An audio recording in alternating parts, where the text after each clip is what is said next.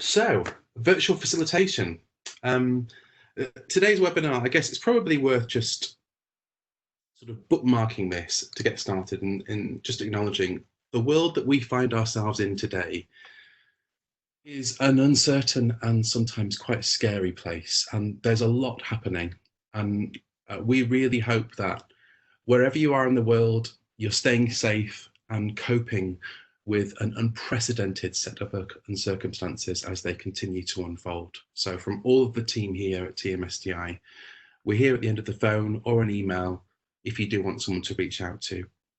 And I guess this webinar is just one example of what an incredibly connected world we're already living in. The ability and the capacity for connecting with other people who are not in the same physical location has changed enormously over the past 5 or 10 years. And at TMSDI, we've been running these kind of webinars for over a decade now, and both information style sessions like this, as well as our accreditation webinars, which allow people to become accredited in our tools. Of course, we've made lots of mistakes along the way, and we've learned lots from it. So we wanted to share with you some of our learning, which is really the main purpose of today's session. For those of you who don't know me, my name is Mark.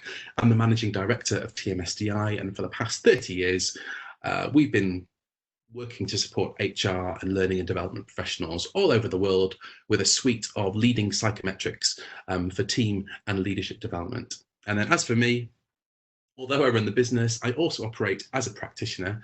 I'm a psychologist, executive coach, and team development facilitator with over 15 years experience working with high-performing teams in a variety of sectors. And I'm just an enormous geek about behavior and team dynamics. And it's been fascinating to see how some of all of this translates into the virtual space. So I'm also keen for this session to be as interactive as possible.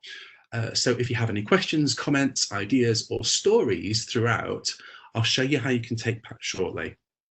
Equally, if you want to connect after the session, I'm always happy to do that, and I'll put my contact details up at the end. Thank you to Chris, who's just said, smashing photo, Mark. That's much appreciated. I think it's a little bit David Brent myself, but that's really kind of you, Chris. So we have over 100 people registered on this webinar. And so for crowd control purposes, we've set everyone's lines to muted, but there are lots of ways that you can take part today. We can already see using the chat box, this is going to be a really good way of doing that. And for those of you who haven't done that yet, it should be in the right-hand panel of your window. And there are some other cues that you can use for getting involved. So for those of you, depending on how you're joining, whether it's on a phone or a Mac or a PC, you might find there's some voting buttons. So there's a little way that you can put your hand up, and then you see the little tick box there with the speech marks there. Emoticons that you can put there, so you can say yes, no, too fast, too slow, a round of applause, or even laughter. Okay, so there are ways in which you can sort of indicate how you're finding things today, and certainly getting you involved. Now, in terms of our agenda today, this webinar is primarily for people who are getting their heads around having to move from running a traditional workshop to moving it into a virtual space. So we'll cover the basics in terms of key things to be aware of, and also equipment. We'll go through some of our top tips for getting webinars right. And there are 6 of them, but there are of course many more, but there are sort of 6. We'll also explore a useful analogy that might be helpful to follow when you're thinking through, chunking through some of your traditional physical events into virtual. And then finally, we'll be going through some ideas for specifically working with the team management profile in a virtual space, which I know many of you who are joining today are accredited in. Hope that sounds okay. Before we get started, I'm intrigued to know, in your learning and in your experience, I'm going to ask you a question shortly, and I'd like you to just give an answer in the chat box as 1, 2, 3, or 4. So here's the question. If you had to run a virtual team development workshop this week, how confident would you feel? If you had to run a virtual team development workshop later this week, how confident would you feel? So 1 represents help, not at all. 2 would represent, I've got some ideas, but I wouldn't be too confident. Number 3 would be, I'm fairly confident working in this space, but I would like some tips. And number 4 would be, yeah, bring it on, I'm ready to go. Okay, so plenty of numbers flying in here. So yeah, 1 is help, not at all. 2 would be, I've got some ideas, but not too confident. 3 is, I'm fairly confident, but I need some tips. And 4 is, bring it on.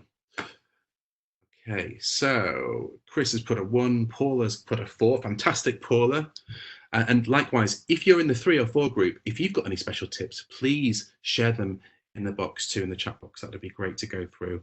Amanda's put a 2, Linda's put a 2, Genevieve 2, Mark's a 3. So real range, actually. Only the 1 4 that we've seen so far.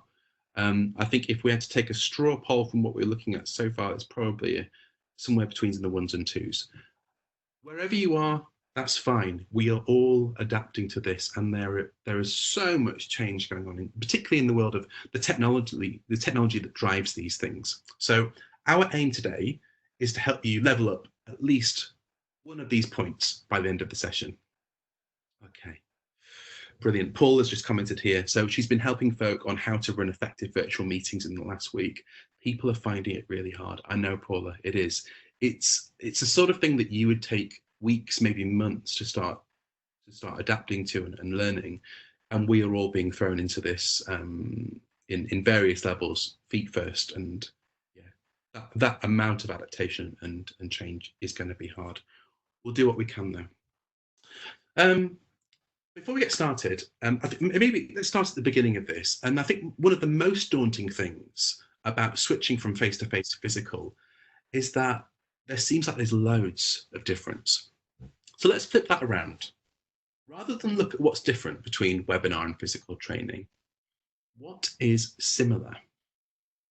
And it's surprising to see what there is that you can take across. So both of these, well, webinars and face-to-face, are dependent on lots of things that come across. So they are dependent on people showing up. They're dependent on people being engaged and present with you in the room.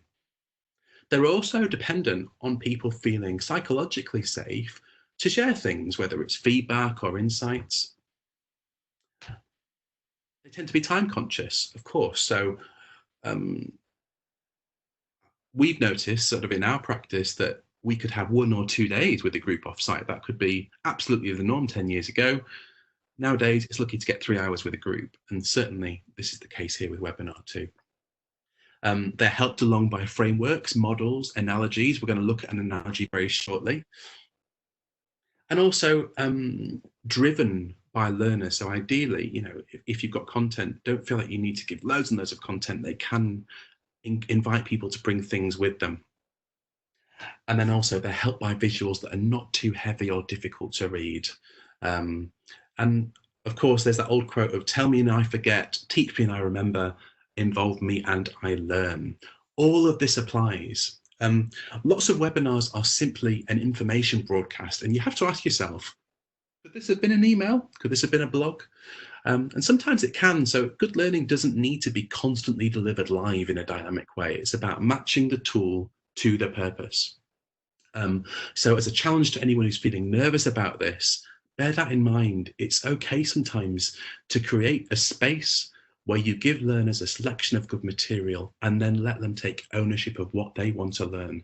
It doesn't need to all be, Zoom calls and webinars. Yeah. Okay, got a couple of comments in here, so just pause for a second and read some of these out. Belinda said the biggest challenge is focusing both on the facilitation and managing the technology at the same time.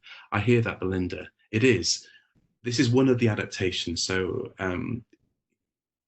being a presenter or actually delivering something and then having a separate channel coming in, which is a stream of consciousness from your group as chat box, does take some getting used to. We've got some tips around that, so stay tuned. Jill's just arrived. She says she's sorry she's late. No problem. Welcome, Jill. Paula has asked a very important question, which I didn't cover, which is, will we get these slides afterwards? Absolutely, Paula. No problem. If you make a note in the evaluation at the end of the webinar or just send us an email afterwards, we'll make sure you get a copy. No problem. Jill has just said, yeah, she can't blame the traffic for being late. Absolutely. Another tip here, just here from Mark. Share telephone numbers as you start one-to-ones to keep in touch should the system crash. Absolutely. Right, so let's have a look at the other side of it.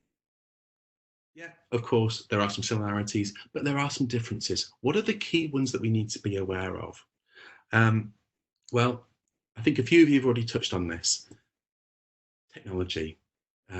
This is the thing that's bringing us together at the moment. So they do require some technological help. You can't just turn up to a room full of learners and be brilliant. There are some tools required to get you there, and we'll talk about those shortly. Um,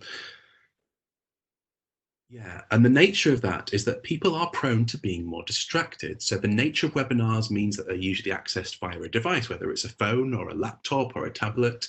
And we all know that these devices are designed to mine our attention and distract us at every step. So we're thinking about how you might manage that. We'll talk through some tips shortly. Um, you might not be able to see who you're working with. So this is an absolutely perfect case. So you can't see me, I can't see you. I've decided not to switch my webcam on today. We couldn't possibly have over, 100 or so feeds going live at once, but that's okay because you can hear me, and unbeknownst to you, I have some idea of which of you are fully engaged and in the room, and which might be busy checking emails or multitasking. And I'll share with you how that works very shortly. And then finally, those of you who know me know I'm no fan of PowerPoint, but with webinars, it is helpful to become proficient at creating images that are attractive, not too heavy, and plentiful. And a good tip here is to think a bit like a TV producer and think about storyboarding the whole thing if you want. So if you think you've got enough visuals, you probably will need more. And a good rule of thumb to follow around visuals is that if you're not using video or webcam, try and have something different appear every 2 to 3 minutes. And this means that a 90-minute webinar without a video might have maybe 180 different slides. That sounds like a lot. But if you think of it a bit like a TV program, then it's not too much at all. Okay. Right, a tip here from Paula. Okay, we'll come to this in a second. So, but this is a live one from Paula, who's our number 4 in the confidence level, of course. It's always good to ask for a co-host or a facilitator to help you. They might help manage the Q&A throughout and help build confidence. Totally agree, Paula. And we'll come to that with our analogy in terms of planes as well. So hold that thought. Now, Alison's just asked a question, which is, normally I'd expect to see the Q&A thread. Does this not happen on WebEx? Yes, it does. And ordinarily it would. However, I'm using a slightly different machine due to my setup at home at the moment, which means that for some reason that's not working. So I'll do my best to read out some of these messages. So hopefully you guys can feel brought in. So yeah, you absolutely are. I'm hearing you, Alison, and I can see you. Great. Okay. So let's move on to the basics. What do you need to get started? The absolute essentials if you're going to start running a webinar. Let's take a look at them. So first of all, we do need some sort of device, whether it's a computer, a laptop, or a tablet. I would suggest, if you can, use a laptop or a computer rather than a tablet or phone, particularly if you're going to be going through visuals for various reasons, which I'll come to. Secondly, a decent internet connection. So particularly it needs to be reliable, ideally as fast as possible. So if you're using video or webcam, ideally something like fiber optic would be great. If you're not using video or webcam, it doesn't need to be as fast as that.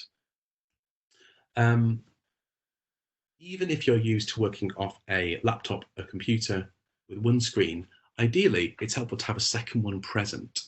So if you're going to be running lots of webinars together, consider investing in a second screen like this. And what this will do is allow you to set up a staging area on one screen, as well as a viewing area where you can get kind of slides and resources and notes prepared off stage where your group can't see them. So at the moment, this is how I've got set up here. So I've got a laptop running, and there's a second screen running, which has got kind of notes on it, a few various resources. I've actually got another computer in the room, which is there to help me if anything was to go wrong with this computer, we could quickly switch over to it. Again, if you're not using a webcam like today, all your participants are going to go on is some visuals and some dulcet tones from you. So for them, it's helpful to make sure that the audio is as crisp and as clear as possible. So a good microphone or a headset will really make a big difference compared to using any built-in microphones on your computer. which can sound a bit shouty and sometimes a bit echoey. Now, that's the bare essentials in terms of hardware. Now, you'll notice on the laptop on the screen here, this one's got a webcam built in. So if you haven't got a webcam built into your device and you do want to use video, you might want to consider investing in that too. Now, Jill's just commented in here, you can buy an Ethernet cable which you can plug into your router, which helps. Really good tip, Jill. So this will really speed things up. So if you can, and if you've got a long enough cable, directly connect your laptop or your computer straight into your router, and that will be the fastest possible speed that your router can provide. Way faster than Wi-Fi. Okay. Yeah, Chris here is just questioning my maths, and he's absolutely right. So a 90-minute session would probably have about 45 slides if you're having one every 2 minutes. You're absolutely right, Chris. Thank you for that. You've passed the test.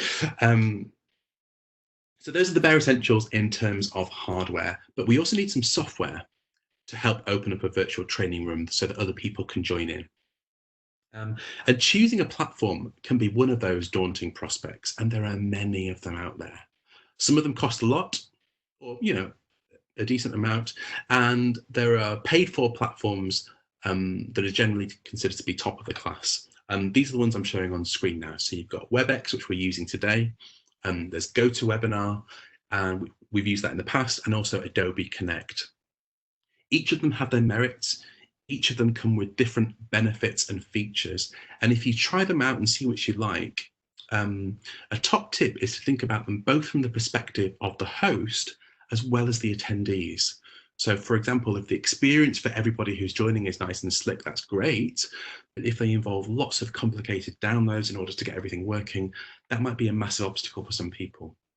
So there's no Goldilocks solution, but there will be one for you that does what you need. Now, a little note, just something that's I noticed that's been happening this week. Some of these big names have really been struggling with the massive demand that's been placed on them, as lots of people who don't normally use them have switched into these domains. So you might want to look at some alternative options. So Elena has just mentioned, what about Zoom?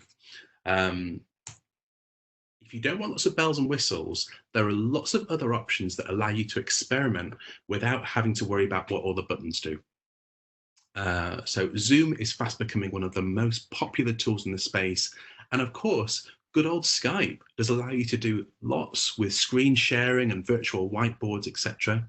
So Zoom has different tiers. There is a free tier, which again allows quite simple, basic screen sharing and video conferencing.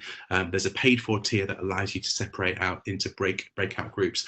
I'm a big fan of Zoom. I think it works particularly well. It's very reliable. The video in particular is very high quality and pretty stable. Yeah, so I've got some comments coming through here. So Amanda said, yeah, she struggled to connect using WebEx yesterday on her side. And Liz saying she's doing Pilates with WebEx, which worked well. That's interesting. Jill said, yeah, she's used a Zoom a lot. It's good. Yoni, good question. I'll come back to yours in a second. And Chris has also said he likes Zoom. Yeah, there's an important point here from Claire. So Claire said, the free Zoom only allows you 40 minutes per meeting. So she does yoga via Zoom. Yeah, it is really good. A lot of people do that. My wife's been doing a yoga course via Zoom, and yeah, it's excellent. Okay, so there are some out-of-the-box options which you might want to consider too. So if you're doing stuff in-house and you have an Office 365 subscription, Microsoft Teams actually works really well. So Yoni's mentioned this. You can set up channels for discussions pre and post session. You can add resources and a wiki to the groups, and then you can use the software to run group video chats with screen sharing. It's really powerful resources, Microsoft Teams, and again, works across platforms, which is very helpful. Sometimes you might notice with these that different platforms have a slightly different experience, whereas Teams is pretty consistent. And then a very outside option is WhatsApp. So if all you want is video calls and an audio calls with chat that's encrypted and end-to-end, most people have this on their phone. So this can also work in a scenario where your group are all in the same room for whatever reason, and you're the person that's being beamed in to them virtually. Okay. There are also very expensive but outstanding bespoke systems such as telepresence, which I haven't included here as they require quite large amounts of resources to set up and time. Oh, Belinda's just asked a question here. What is a wiki? Sorry, Belinda, that's I guess it's an IT term, but if you think of a website like Wikipedia, that is probably the world's biggest wiki. So it's an online board for curating information. So in Teams, if you think about a wiki, it's like you'd have access to a little tab within your Teams group, and that would allow you to put extra resources, links to other sites and materials, and collect them and curate them however you like. So yeah, so Wikipedia is sort of the world's biggest wiki, but there are also many other wikis available, which is just an online information resource. No worries. Alison has said you're using Teams a lot in HMRC. Lots of learning still to do in our organisation, but it's forced on many now. Yeah, really interesting. That goes for us as well, Alison. We're finding this. We've sort of really switched to Teams in a big way over the last few weeks, and we're just getting to grips with it. It's very powerful. Claire has asked whether Teams has different levels of functionality. Yes, it does. There is a free version, I believe, which anybody can access, and there is a kind of enterprise version which would come with an Office 365 subscription that allows you to do all sorts of other things, including setting up sort of teams that some people can see and some people can't, and so on. Yeah, well worth having a play. Okay, so I mentioned an analogy. How is a webinar running like running an aeroplane? Let's have a look. Let's see. So before boarding a plane, airplanes take several steps to let you know that you're in the right place and begin long before you arrive at the airport. Clear, concise messages are sent out to remind all passengers about the important dates, times, and location to minimize any confusion. When passengers arrive on the day, there's either an automated system or an in-person check-in to welcome you to your flight. And in the same way, it's quite critical for virtual learning hosts to think about this stage of the learning process. So most virtual facilitation tools, like the ones that we just looked at, have automated emails that are sent out when your participants register. Are these being sent in a timely way so that people get nudges and reminders? It's worth checking the tone of some of these as well. So do they reflect the intended experience of your session? Are they clear and easy to understand? And then as people arrive in the room, we try our best to do this today, just verbally check them in by name as they arrive. And if there's anything you want them to prepare or think about before you get started, usher them in the right direction. So all of this check-in phase is a really nice way to just make people feel safe, confident that they're in the right place, and know what to do. Also, signposting clearly when things are about to start is helpful too. So often you might find a or a okay, here we go, or a can everyone hear me, which is, fine, but also for a really slick process, I've seen some facilitators use a musical cue, which distinguishes between check-in and, let's say, phase 2, which is or phase 3, which is takeoff. Okay. Number 2, a pre-flight checklist. So as passengers arrive on a plane, there's all sorts going on in the background. The airline team are busy working through numerous checklists to make sure that all passengers have a safe and smooth flight. So lists are an important part of this type of protocol to make sure that processes are nice and slick and that nothing essential gets missed and that things happen in the right order. So these are often checked by multiple people to ensure accuracy in the airline world.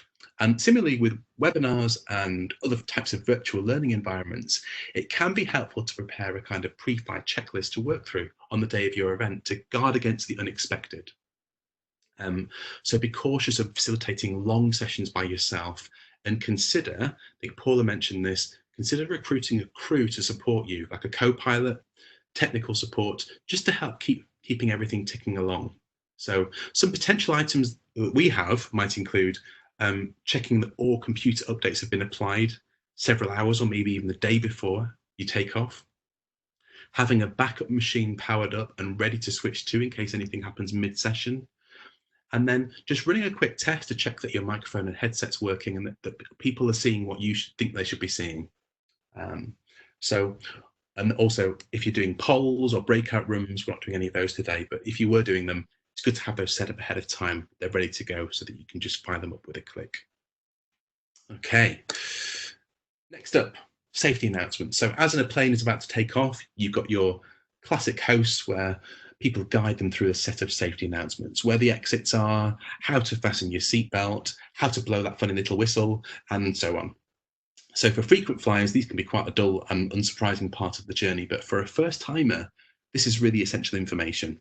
And you never know what level of flight time your learners will have in the virtual world. So it's worth running through this. And virtual training rooms can be quite a confusing and frustrating place for the uninitiated, both for hosts and for participants. So even for the seasoned virtual learner, different platforms can have slightly different rules and different features. So just worth talking people through how you expect them to to take off. Chris, I'm giggling because Chris has just said, "Do we get duty free?"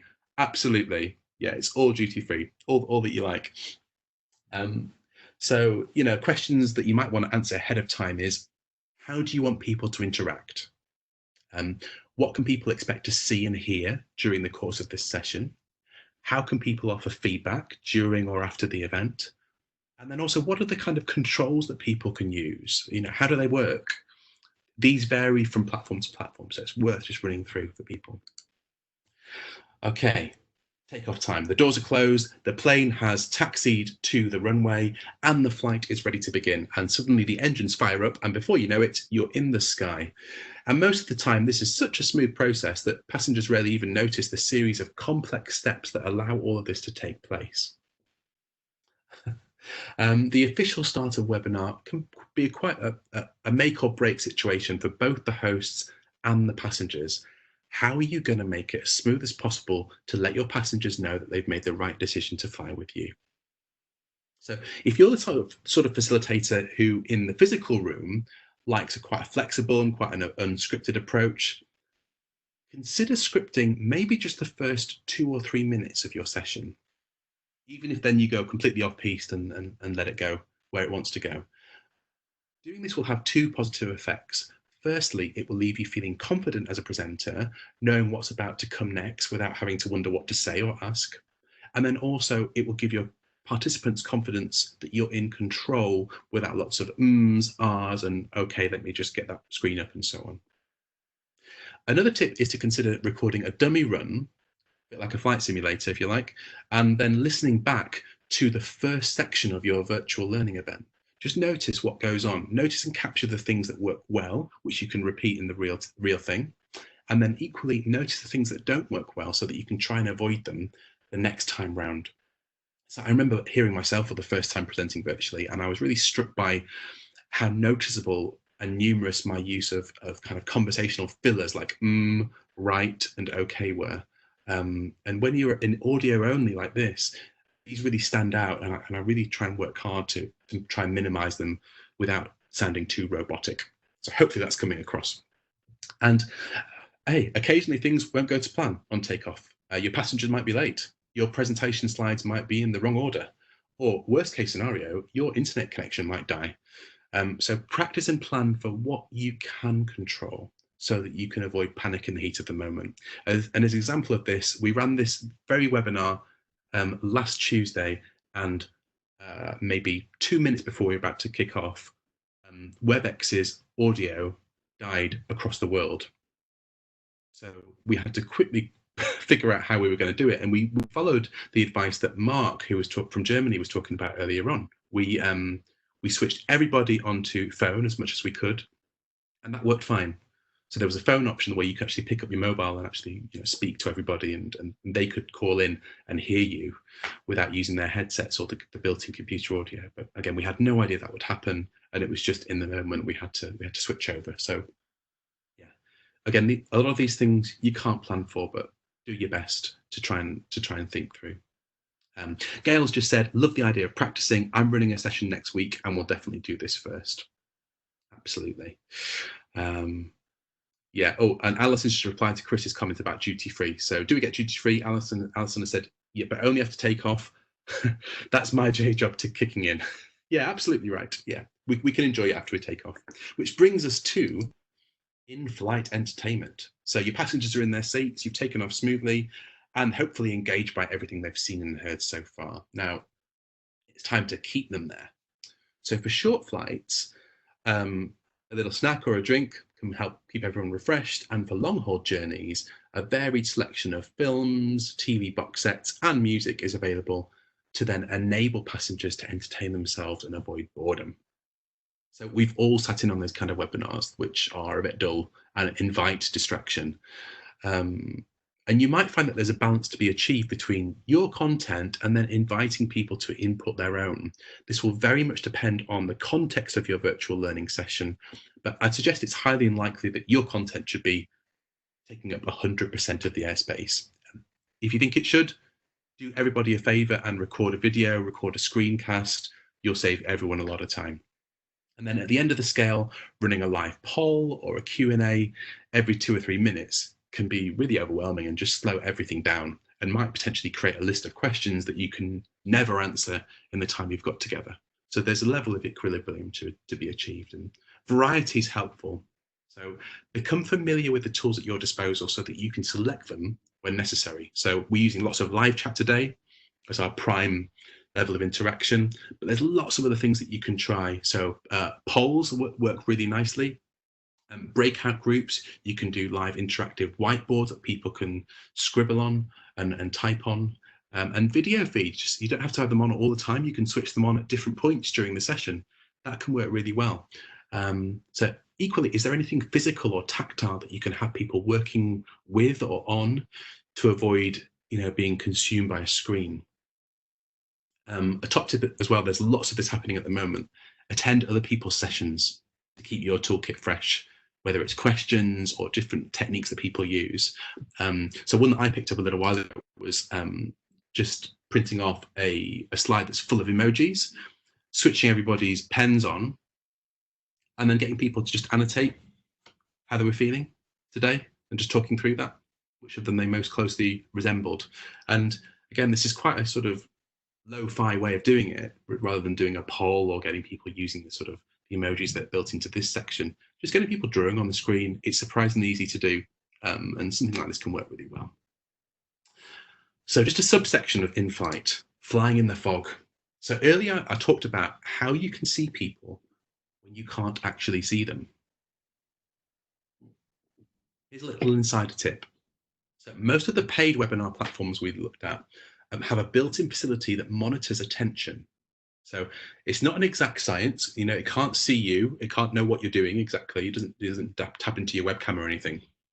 But if you happen to have the screen that you're dialed into, in this case the WebEx screen, non-active, so if you've clicked off to look at emails, or if you're clicking off to browse the internet instead of the webinar, it will show up on the presenter's view a bit like this. So you can see on the left-hand side, it's got a little exclamation point. So that can be a nice cue. Either you need to speed up, change what you're doing, or maybe just bring them into the conversation. So in this case, you might say, student one, or whatever your name is, what do you think about that?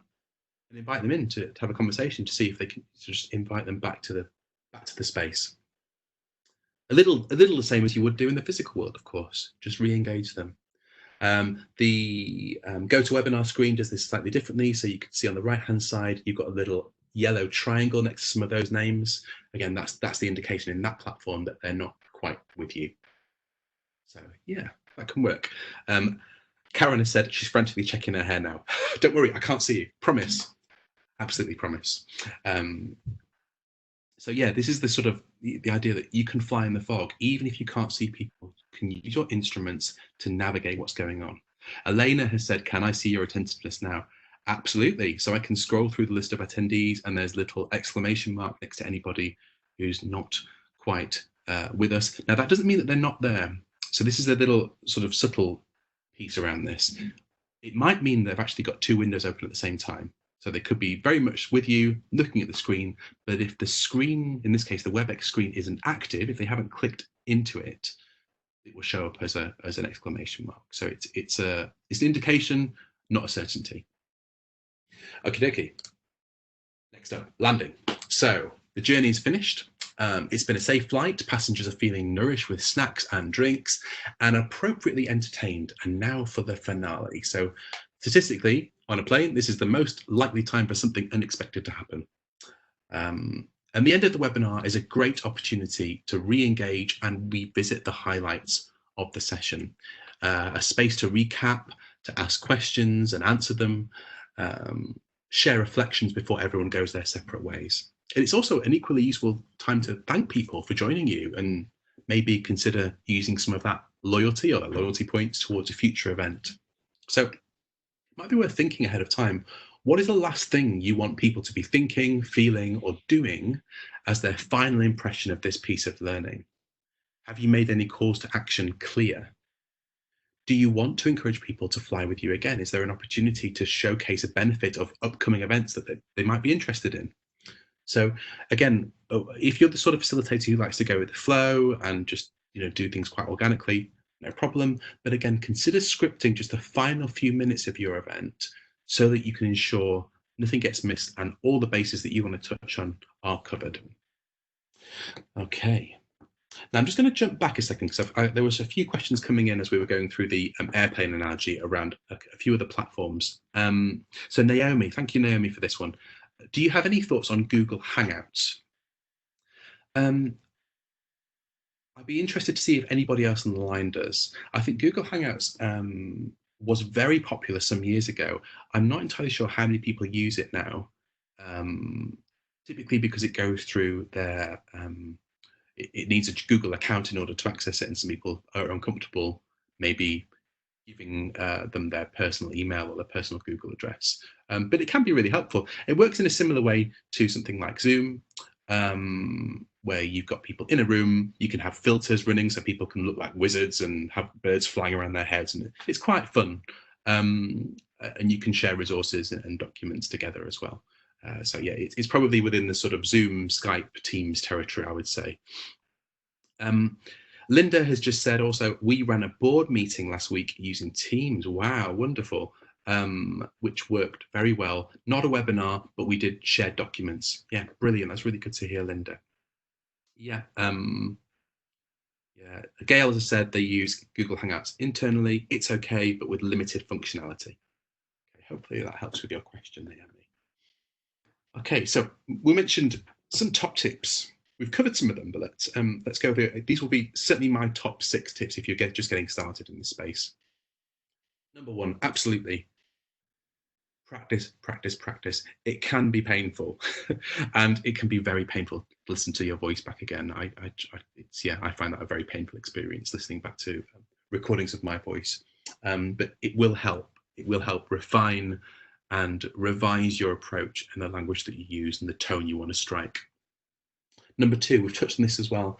If you can, try and do it with somebody else, using a co-pilot. And whether that's somebody who's just purely tech support, who's there helping to field the questions, or somebody who can sort of flip between, you can have 2 different voices running. That will just add that variety that we talked about a second ago. Number 3, become familiar with your tools. And again, this is about practicing with them. So not just about practicing with your content, but actually running some dummy sessions. If you've never run it before, just run it through a few times just to check the timing, checking that everything looks and feels the way that you want it to look on the other side. And then your setup. Don't forget to have a backup plan. So, if you've got the ability to do this, having, different screens in the room, maybe a separate device that's maybe got somebody else logged in, so you can see there on screen what is everybody else seeing as a learner. That can be really helpful. Number 5's quite a nuanced one that this took us a long time to wrap our heads around, but it is a principle of this. Everybody's experience, particularly if you're using video, will depend on who has the slowest connection in the group. I'll say that again. So everybody's collective experience will be dependent upon who has the slowest connection in this group. You may have seen this already happening this week. If any of you have got kids and you try to join group PE sessions or, sort of group nursery sessions that are being delivered on Facebook or anything like that, what you tend to find is that some people are running very slow connections, or maybe they're just using the data from their phone. And you've got a screen that's popping in and out, chopping between cutting out to black, coming back again, very, very fuzzy. That's enormously distracting for everybody else in the group. If you can, using a website like fast.com, I'm just going to type this into here so you've got it, can just give you a nice indication of what kind of bandwidth people are working with. They can run this by themselves ahead of the session and let you know. If they're running very, very low bandwidth, don't worry about video. Don't even bother with it, because it will drag everybody else's experience down. If you've got really good levels of video, maybe 50 megabits or above, everything will be great, and it will just be like you're in the same room with each other. So yeah, absolutely. And then number 6, we looked at tools earlier on. You don't have to stick with one tool the whole time. So I'm quite a big fan of combining tools together to get exactly what you need. So I'm a big fan of a tool. I'm just going to type it in here, called Mentimeter. I use this all the time in the physical world. I use it at conferences and team workshops. This is a kind of an online polling tool, and it's much more beautiful than any of the built-in tools that you get with WebEx or GoToWebinar or anything like that. You can have like live word clouds appearing. So the idea is you give people a little website to go to on their phone. They type it in and they either give you some feedback or a word or a voting, and then it appears live on the screen in front of them. Really, really nice. You can use this in a virtual session. All you need to do is have a web screen running and flick over to it when the time comes. So you could do that as a really nice alternative to polls, and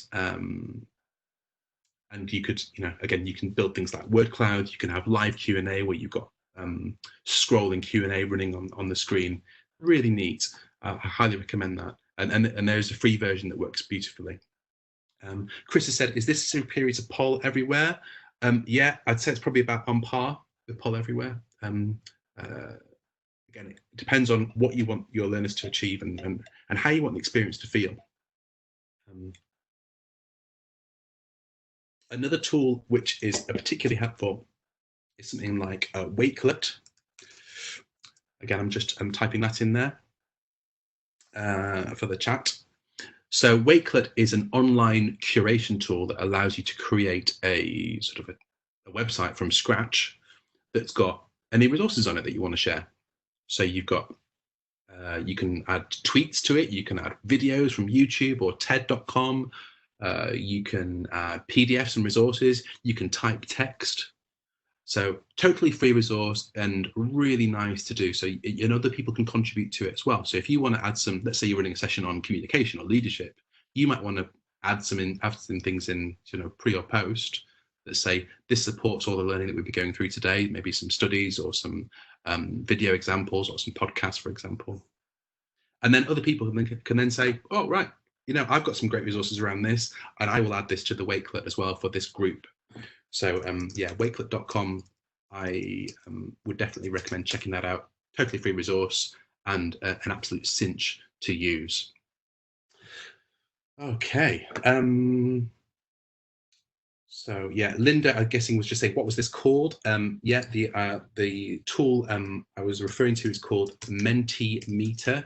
I'm going to type that into the chat box for everybody to see. It's literally mentimeter.com. And you'll find access to that there. Again, have a play with it. Again, you'd be surprised how easy these things are to set running and use. Amanda said, is it easy to switch between screens? Is it smooth for participants? Yeah, it can be. Again, it's about having these things queued up, ready to go. So if you were, for example, using Mentimeter, you would have both your PowerPoint or your Keynote or whatever presentation tool you were using on the screen ready to go, and then in your staging area, ideally on your second screen, you would have a website that's logged into Mentimeter that's ready to go, and you can literally drag that across into the participants viewing screen and they'll be able to see it. Brilliant. Stephanie's just asked a question here. Not sure I fully understand fast.com. Can the facilitator check the audience's connection? No. So the idea here is that you would potentially ask them to just go on and run the fast.com test ahead of the session, and then email you or message you with what their connection was, just to give you a flavour of where they're coming from and what they're working with. Okay. Of course, this can change. So at the moment, lots of people are sort of housebound with children and other members of the family who are also working and also taking the bandwidth, that can affect things on your fast.com ratings. So if you've got somebody who's streaming Netflix, for example, and then somebody else who's running a video call with their office, that might bring you down from, let's say, 100 megabits a second down to 30 very quickly. So it's worthwhile just doing a couple of tests just to see what the average is. Okie dokie. Right, so got a bit of time left. We said we'd touch on chunking down content. And this is a principle that you can follow even if you're not accredited in some of our tools. But this is just to give you a flavor of how we might do this. So we're going to talk now about how we might chunk down the important content from something like the team management profile and make that easy to explore with a group in a webinar format. And of course, there are no hard and fast rules with this. There are a lot of things that a good webinar will depend on. For example, how many people are in the group? If you only got 4 people in a group, you could pretty much switch everyone's videos on and just talk to them and be with them as if you were there in person. If you've got 20, 30 people all joining at once, you might want to adjust that slightly. It also depends on the purpose for your meeting. So if you're there to help them, gain some insights into their profiles, you might want to do a bit of, a bit of presentation, and then hand it over to them, and they can then present back to you or ask you questions. The other thing that depends on, of course, is how much time you've got, and so on and so forth. So I think typically, I'd be interested to know in your chat box, for those of you who run webinars before, how long do you think you'll get with a group? What's the maximum amount of time do you think people would dedicate to, a team workshop, for example, based on your experience? Yeah, Stephanie said 40 minutes. Claire saying 2 hours. Jill's saying I find people can only manage about 15 minutes and I give them a break. Linda's saying 45 to 90 minutes. Elena's saying 2.5 to 3 hours. Okay. David is saying 40 minutes with a comfort break. Belinda's saying about an hour max. Yeah, this is an interesting one from Amanda. 2 hours, but I wouldn't expect them to stay engaged. That's interesting, isn't it? So you can plan for disengagement. Yeah, you can do that, of course. And Paul is saying you can do half days for workshops and building in lots of breaks and interactivity. Absolutely. Alison's saying they're going with an hour 30 as maximum, changing presenters and voices, and that seems to work. Brilliant. Hugh is saying an hour would be ideal. So yeah, I think just sort of drawing a thread through all of those, I think, yeah, there probably is a kind of a midpoint around 90 minutes where people do start to drop off with engagement. It's quite a lot to ask people to be in front of a computer, particularly if you can't see them. So if you've got webcam switched on, that can really change things. If they are feeling like they're participating in the session, that can really change things. But if it's pure broadcast, that could be really challenging to last for more than 45 minutes or an hour. Stephanie here is saying they're going to break their sessions into parts. Brilliant. So it's similar to this idea of chunking the content down. So they're doing 3-part series of 45 minutes each. I really love that idea, Stephanie. That'll work really well. Okay. And then Linda's saying, yeah, same type of rules for changing activity. So keeping attention as much as you can, as much as you would with face-to-face. Brilliant. Good idea, Linda. Right. So team management profile. For those of you who are not accredited, this is a psychometric that's used for team development, leadership development all over the world. We've been using this for sort of over 30 years. It's been used with over 2.5 million people now worldwide. And typically there would be maybe a half-day, full-day session with a team, which would help a team explore this with a backdrop of, say, communication, leadership, whatever it is that you were there to talk about, maybe even conflict. So how to chunk it down. Now, neatly with the team management profile, you've actually got a backdrop of theory that allows for that chunking. And actually following Stephanie's advice here, 3 parts can work really well. So you've got a model of high performance with the types of work model over on the left-hand side. So looking at what do we do? What's important for us? What are our priorities? And just really exploring that together. You've got a model of people.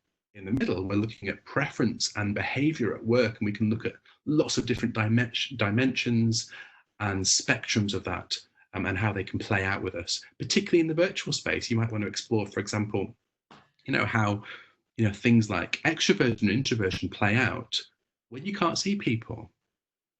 We've noticed some real interesting nuances to see how this behavior presents itself if you remove the kind of the physical connection.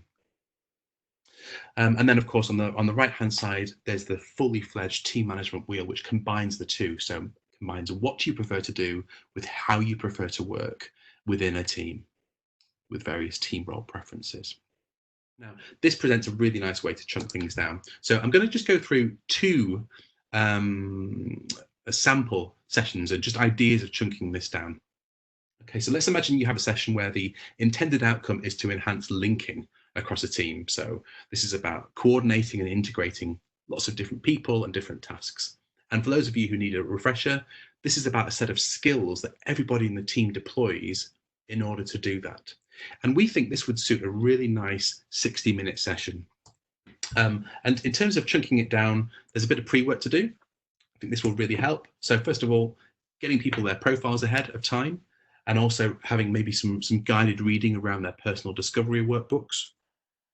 And then maybe just to bring to the session maybe 5 or 6 tips from the linking chapter within the profile. This is a kind of feeding and watering guidelines for you. What can other people do to get the best out of you? So we would encourage people to maybe highlight and bring with them 5 or 6 of those that really resonate with them. And then in the session itself, we would hand straight over to them and actually invite people to share some learning from their reports. What would be maybe top 3 tips that they picked up from reading their profile. And then in a session like this, we probably would zero in much more around that middle section of the theory. So really drilling down into the work preference measures and looking from comments from the group in terms of maybe things like how conflict could occur from different aspects of preference. So they might want to think about, differences of preference in terms of practical, creative, analytical beliefs, and so on. How might conflict occur around this space, particularly in the virtual world? How might things be misinterpreted or misconstrued?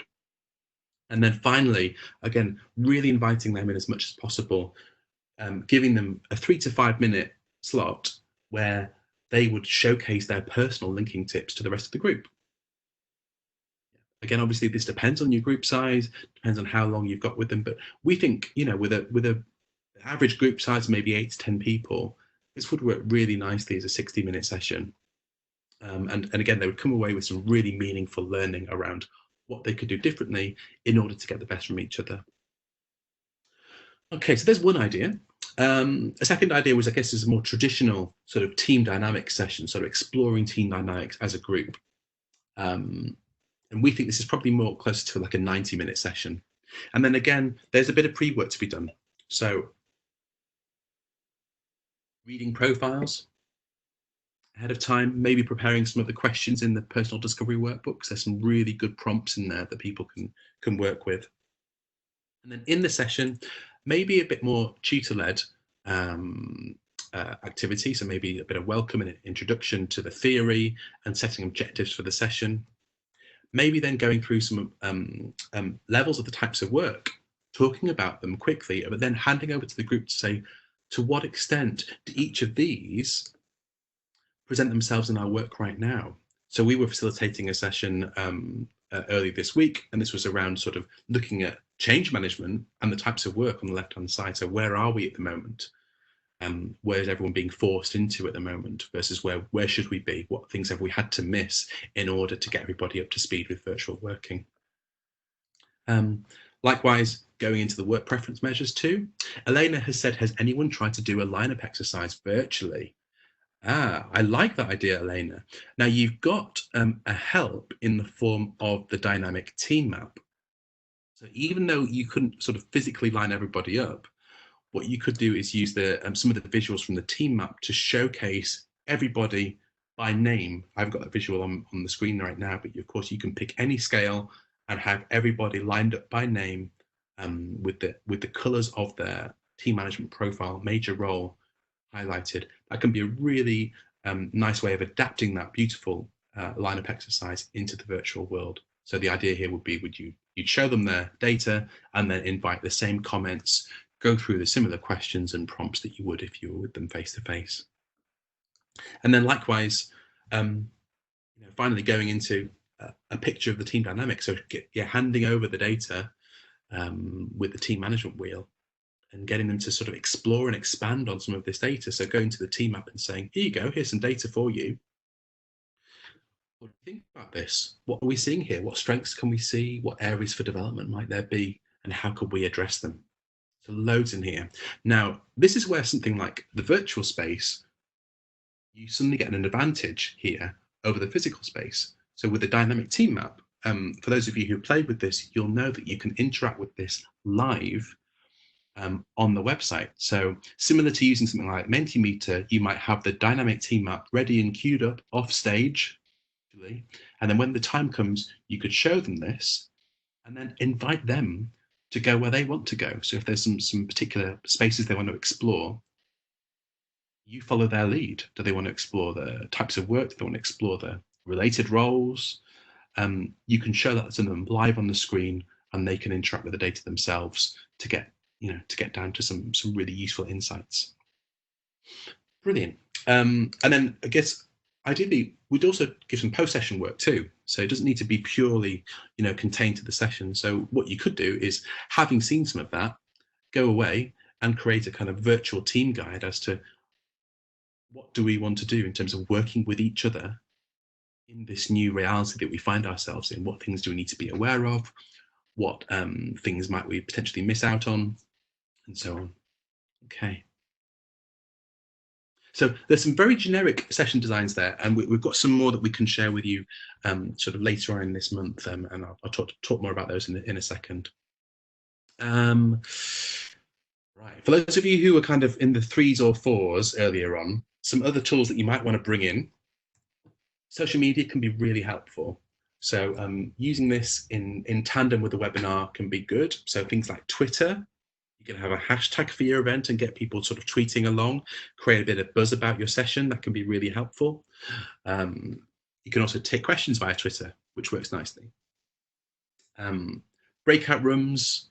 Again, some of the sessions that some of the platforms we looked at earlier on, like Zoom, like WebEx, and GoToMeeting, Adobe Connect, they all have the facility to put people into virtual breakout rooms. So we're not going to do this in today's session, but if we wanted to, we could put maybe people into groups of 4 or 5 where everyone could talk to each other, discuss a particular question or a prompt, and then bring them back into the group and maybe have one spokesperson who would then report back on what you were covering off. Likewise, you can set up virtual whiteboards, either for everyone to see or for just the breakout groups to see. So a nice thing that you can do is have them working in breakout rooms, give somebody the responsibility to look after a whiteboard and collecting the content of their conversation, and then again bring them back, and then you've got the virtual whiteboards to show to everybody. Yeah, Amanda said, yeah, breakout groups would work well with large groups, absolutely. And again, it's just about helping people feel involved and making sure that they don't, sort of idly sit back and let the whole thing wash over them. And if you're feeling really dangerous, you can do this too. So you can pass over control of the keyboard or the mouse to anybody in the group in most of these sessions, in most of these platforms. So if you wanted people to maybe start drawing on something, or the emoji board, or maybe if you were working with the dynamic team map, you could give that to somebody and let them start clicking through it, even though they were doing it on your machine. It's incredible. And again, works particularly well just to let people feel involved. Now, if anyone's panicking about that idea, as the host, you would always have total control over the session, and you can seize back control at any point. And again, it's worth practicing with that with a sort of safe group or a safe person, just to make sure it works in the way you wanted it to. But again, it can work really well, and again, allow them to feel involved. Gail has just said, is there a whiteboard facility on any of the websites you've shared? Absolutely. In most of them, you'll find whiteboards facilities. And even if you haven't, Gail, let's say you're using something like PowerPoint, which I'm using today, you can create one. So if you're using PowerPoint and you're in PowerPoint mode, if you press W on your keyboard, this will happen. That creates an instant whiteboard, which people could, for example, start annotating if you gave them the tools to do that. Same would go with B for Blackboard. So you could give people a white pen or a white text icon and they could start drawing on that for you. Okay. Yeah, Claire has said, yeah, don't forget annotation tools. Absolutely, they can work really well, although can also be a little bit like running a seance. We had somebody once who was in a session of ours, and unbeknownst to us, they disconnected, and all they could do was write "help" across the screen, and we were trying to figure out, see who was actually writing it. This is some years ago, but it was quite an unusual experience. Eventually, we managed to track down who was asking for help and why. But that was yeah, having annotation is definitely a next level tool. Good. Okay, so we've almost finished. We're in the process of putting the finishing touches to a couple of session designs which we've written specifically for TMS practitioners around using the team management profile in a virtual space. So these will soon be available in my library, which is in your TMSD online account. It'll be in the session plans and also in facilitator guidance. We'll send you a notification once that's all there for you, and you can head online to do that.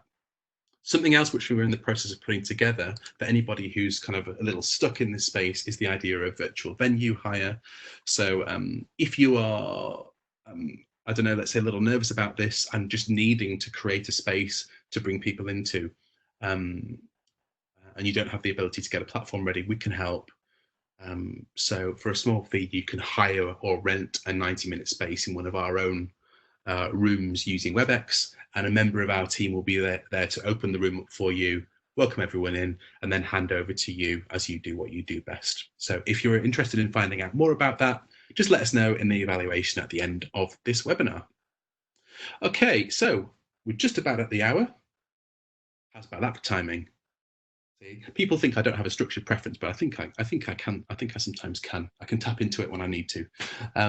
If you have any outstanding questions, people feel free to type into the chat box and I'll do my best to answer those as best I can. While you're doing that, just some announcements. We have got webinar accreditation and refresher webinars running all the way through March and April, including the team management profile, plus some of our other tools as well. So, and you'll find more on the accreditation process on all of our tools available on our website, which is tmsdi.com.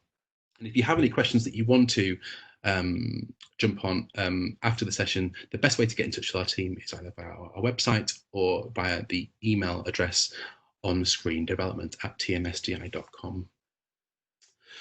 Okay. Now, Karen has asked about Thinkific as a platform. So I've got a little bit of experience of this, Karen, which I'm happy to talk about.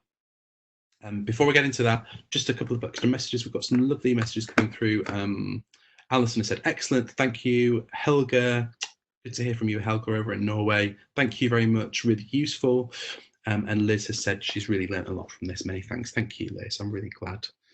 So Thinkific is a and again, please correct me if I'm wrong. If anybody who is different, who's got a different level of experience with this, it's more about online learning. So like self-directed, self-managed learning modules where you might put up videos, recordings, podcasts, kind of e-learning essentially, that would allow you to send that to people and they can enjoy it at their own pace without having to attend live like we're doing today. Again, that would probably fall, and for me that would fall into the don't be afraid to blend your tools box. So definitely would recommend looking into something like Thinkific as a way to package and curate lots of different learning together for people, whether it's some of it's live, some of it's static, or available on demand, and then they can get to what they need. Brilliant, thank you. Right, okay. Really enjoy. So yeah, Linda's saying thank you. Really enjoyable and informative. That's brilliant. Yeah, awesome. I'll check that out. Brilliant. Thank you, Mark. Says Belinda, need to leave. No problem at all. Graham has said excellent role modeling, best practice. That's really kind of you. Thank you. Would appreciate a copy of the slide. Brilliant. If you need a copy, just drop an email to development at or complete the evaluation after the session, and you'll get sent a copy in due course. Yeah, Louisa said that was really helpful, feeling much more confident. Wonderful, really glad to hear that. Jonathan said, yeah, thanks, Mark, fabulous. And thank you to Yoni. Right, the time has come. I'm going to stop the recording. This recording will be available shortly, probably within the next 24 hours, if anyone wants to review what we've covered. Likewise, if you have any questions at all, please don't hesitate to get in touch. It's been so wonderful spending the hour or so together, and I know with everything that's going on, hopefully, if nothing else, it offered a breather and a break, and a chance to reconnect with some of our practitioners. Certainly has for me. Look forward to hearing from you guys, and take care. We'll see each other soon. All the best.